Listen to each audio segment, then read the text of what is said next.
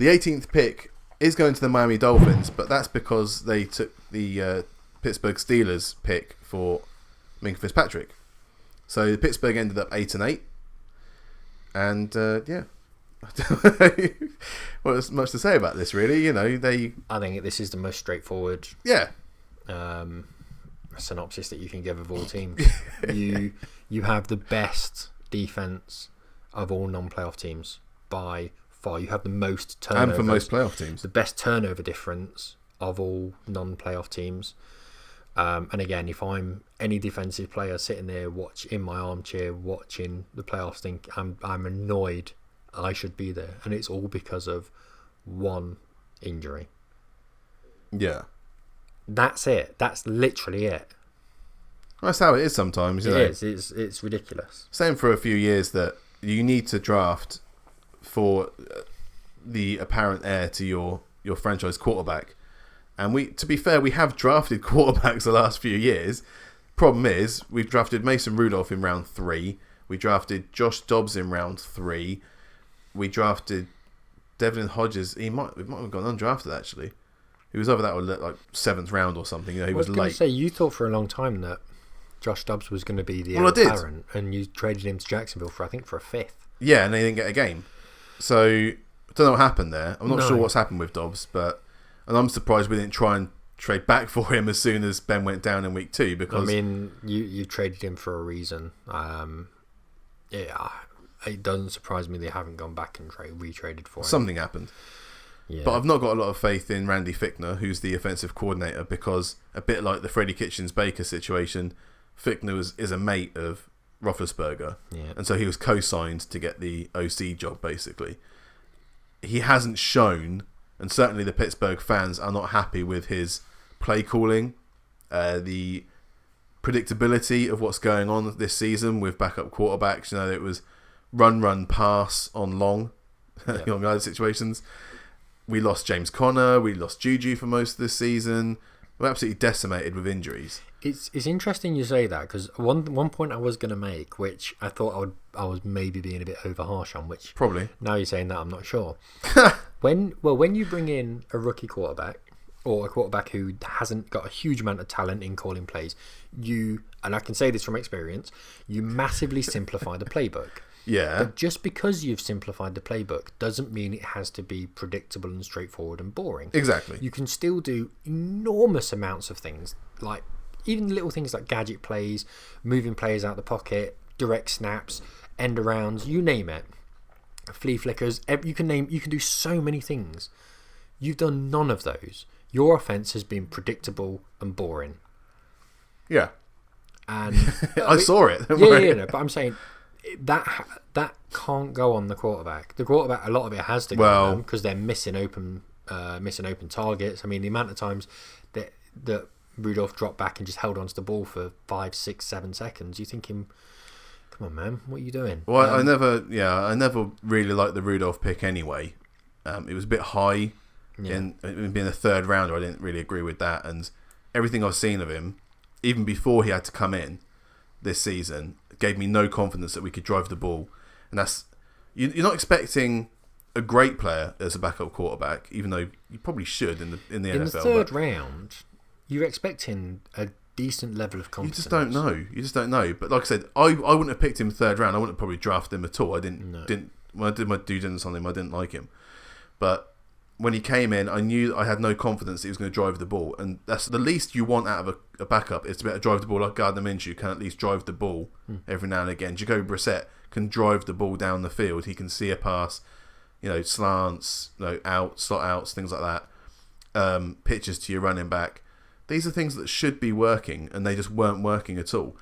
And the slight impetus we got when Duck came in, after Mason's injury through Myles Garrett hitting him on the helmet.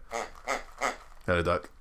Well, the reason that worked for a couple of weeks is because Duck wasn't afraid all the time, and he would sling the ball every now and again. Yeah. And players like Deontay Johnson and James Washington were actually catching the ball when given the chance to go one-on-one with a defender. So that's why we had a few wins in there, coupled with the fact that the defense was absolutely balling, as you said. Yeah.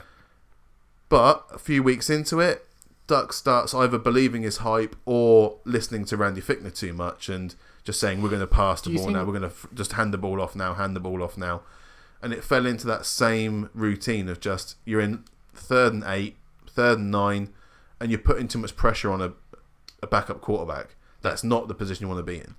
How much of it is him going, okay, this is my opportunity, I'm just going to go for it, sod it, I'm just going to throw bombs. Then all of a sudden he starts getting some traction, he sees people wearing duck outfits, and well, that's what I'm saying, yeah. He starts getting, but then rather than believing everyone else's confidence, kind of going, oh God, I'm on to a winner here. All right, I better start looking like a proper quarterback. No one wants a slinger. People want a quarterback, so I'm going to try and be a bit more of a quarterback. Well, you had Mike Tomlin saying, don't kill us in every press conference. No, as long as it doesn't kill us, that's so now you're starting, oh crap, well I can't throw the ball now and take any risks. When you do that, you're playing scared, and that's when you lose. I think that's the truth is probably somewhere in the middle of I don't want this dream to be taken away from me. Mm-hmm. So again, I'm not going to continue slinging it and being an idiot and losing essentially this opportunity that I've been given. I mean, to be a young quarterback and to almost be given the keys to the Steelers is somewhat of a dream. Yeah, well, yeah. So it's a bit of a shame. I still prefer Duck to Rudolph. Yeah. So no, without a doubt. But it does. So I've been thinking about this, and I wouldn't be averse to us doing like a Ricky Williams thing and just packaging all of our draft picks up and just going into the first round and getting a quarterback. Just do it, man. Well, we don't need it. We don't. Honestly, I don't think we need really anything else. We've got our defense sorted. You could argue about like Mark Barron or Terrell Edmonds, but we're not going to move on to Terrell Edmonds just yet. No. We're probably going to lose Bud Dupree because of the cap situation. Well, Bud Dupree's got his 5th-year option, same as Artie Burns as well. I'd like to keep him because he has improved. Yes, they're both on their 5th-year option. Artie Burns can sling one. I don't want Artie Burns there. On his 5th-year contract, which means you're going to be paying a premium for both of them. Don't want Artie Burns, and I'm not bothered if he goes. So the problem is you're not picking now until the 3rd round. So if you're packaging anything up, how high in the draft really are you going without giving up anything in future? We have got. I think we've got a 2nd round pick. We do because we've got compensatory stuff for Le'Veon Bell. Oh, okay. Right. We had 2 3rd round picks and we gave up 1 for Nick Vannett, tight end from the Seahawks. And there's some moves next year. We get one from the Dolphins. I think we switched a 7th for a 6th because we got your 2nd for the Devin White. Yeah, I think it works out that we've still got around 7 picks. Okay, they're just not. There's not one in the first round. I mean, if you, I do it all. Just do it all. Just Hail Mary it for a quarterback. If you do that, and then you get Sam Bradford. No, go for Joe Burrow. Yeah, right? If Joe Burrow turns out to be Sam Bradford. I mean, there's no way the Bengals are going to give it to you. Well, you never know. If you give them 7 picks. No way. Not a chance. I'm not having it. I'm just saying, Dave, that I think that obviously is the position that needs fixing. Yeah. So you can't make any half measures with a quarterback. Yeah. You must go for the franchise quarterback. There's no point in looking at a 3rd rounder and going, oh, maybe. Yeah. Hopefully I'll get a Russell Wilson.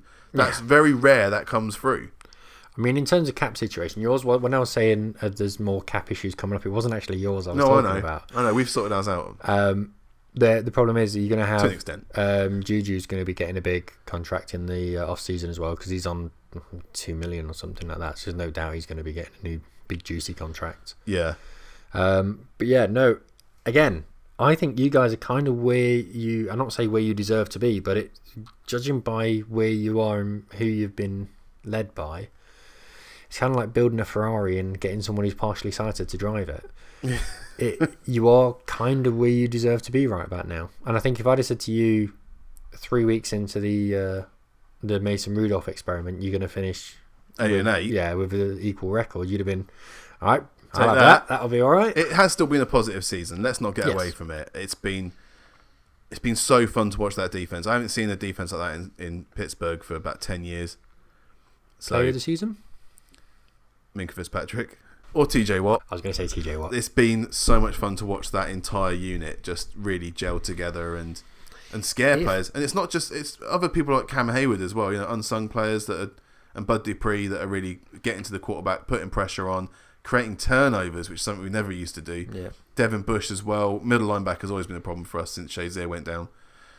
Mark Barron is one of the weakest positions. Shazier's last year of his contract this year. Yeah. So it's been a nice touch that you guys have paid him. Looks like he's going on Dance with the Stars. Really? Yeah, I think they're talking about him going on that. So anyone who doesn't know, do you want to... No. Well, anyone who doesn't know, Ryan Shazier had a pretty catastrophic injury and was unsure whether or not he was ever going to walk. There was a nice moment in the draft where he walked out to announce, I think it was his first round pick. It was Terrell Edmonds' pick, yeah. Yeah, and he was on shaky legs, let's say. And the Steelers actually said, we're going to honour your contract and keep paying you. It's a classy franchise, which was a good thing to do. Today, this is his last year of his contract, and I think it goes without saying they're not going to renew it. But he moves on to a support network with the NFL and continues to get funding from them, which is great. Yeah. And there's been videos online of him sort of jumping up, sort of gym boxes and stuff, things like that. It's ridiculous how far he's come. So he caught a pass on the sideline a couple of weeks ago. Yeah, I mean, obviously he'll never play in the NFL again, nor should he ever play in the NFL again. But yeah, it's good to see that he didn't, because I would like to see him coaching. It's one of those things where you want to see these ex-players still around the team and actually, good to have an influence without a doubt. Whether or not he should be a coach, I don't know a huge amount about him, but he knew what was going on the field. So yeah. Overall, I think it's been a decent season for you guys, all things considering. We'll get Ben back next year, but we need to get someone in the building to be his understudy. Say that happens. So say you pick up a decent backup, Jacoby Brissett. I don't know, just someone who you don't necessarily not trust if Ben does go down. Sure. What's your expectations? Are you looking at Super Bowl run? You have to be with this defense, right? Yeah, you would hope so. Yeah. Okay. But I mean, that tells you how much your season was derailed by not having Roethlisberger. It's why the quarterback is the most important position in sport.